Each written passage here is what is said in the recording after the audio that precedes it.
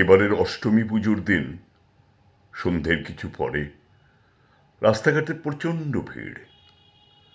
তো সতীশবাবু সজ্জন ব্যক্তি, ভদ্রলোক, ধবধবে ধুতি আর পাঞ্জাবি পরে রাস্তা দিয়ে হেঁটে হেঁটে আসছেন। কোনো রকমের ভিড় ম্যানেজ করে করে পাশ কাটিয়ে ফিরছেন।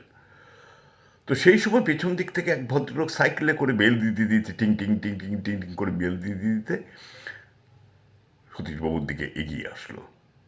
এসে কোনো রকম টাল সামলাতে না পেরে একদম সতীশবাবুর গায়ে হুমড়ি খেয়ে পড়লো এবং সাইকেলের মাঠঘাটে সতীশবাবুর ধুতিটা ছিঁড়ে ফালা ফালা হয়ে গেল। সতীশবাবু তো প্রচণ্ড রেগে গেলেন। রেগে গিয়ে বললেন যে, মশাই আপনার কি জ্ঞানগম্যি বলে কিছু নেই? আপনি আমার এই ধুতিটা কিরম করে ছিঁড়লেন দেখুন তো, এখন আমি বাড়ি যাবো কি করে? বললো, সরি। কিসের সরি? সরি টরি দিয়ে কিছু হবে না।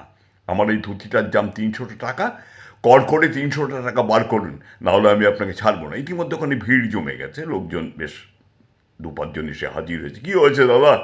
দাদা আর বলবেন না। বলে, আচ্ছা আচ্ছা আচ্ছা। তা ওই ভদ্রলোক কী করলেন, পকেট থেকে 300 টাকা বার করে সতীশবাবুর হাতে দিয়ে দিলেন। সতীশবাবু তো মোটামুটি ঠিক আছে, 300 টাকা তো পাওয়া গেল, আমি আবার একটা ধুতি কিনে নেবো বলে কোনো রকমে পাশ কাটিয়ে আবার এগুতে শুরু করেছেন। তখন ওই সাইকেলের ভদ্রলোক বলছে, ও দাদা দাঁড়ান, চললেন কোথায়? বলো, কোথায় চলবো? বাড়ি যাচ্ছি।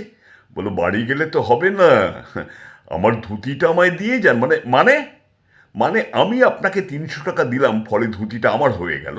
এবার ধুতিটা আমায় দিয়ে যান, না দিলে তো আমি আপনাকে ছাড়বো না। কি দাদা, আপনারা বলুন আমি ঠিক বলছি কি না?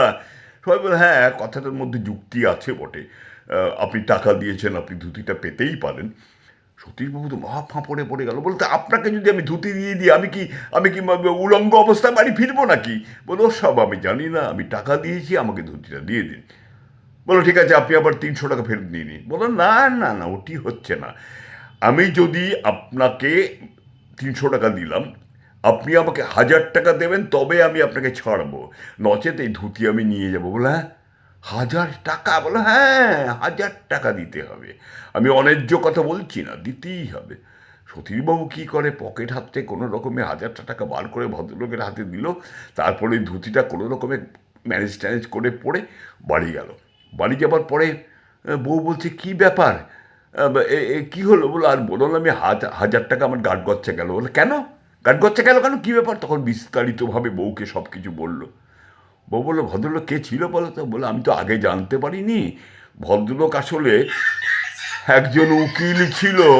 আমি উকিলের পাল্লায় পড়ে আজ মহা ঠকা ঠকলাম গো, মহা ঠকা ঠকলাম। ওরে বাপরে বাপরে বাপ।